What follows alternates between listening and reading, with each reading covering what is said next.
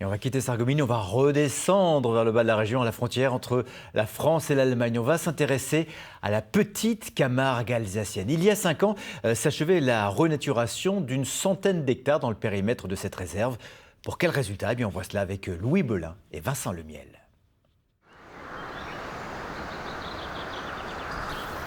Il a toujours pêché au bord du Rhin, mais Philippe Braun a vu les paysages de son enfance changer.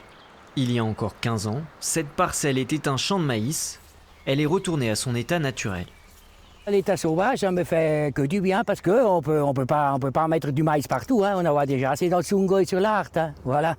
Et c'est vraiment, pour moi, c'est une très très grande réussite ce qui se refait. Voilà.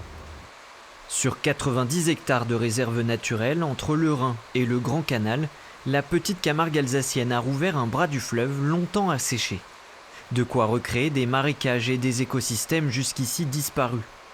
Sur ces semi-pâturages, des vaches Highland et des chevaux coniques aident à contrôler une végétation qui a repris ses droits et offre une diversité de milieux.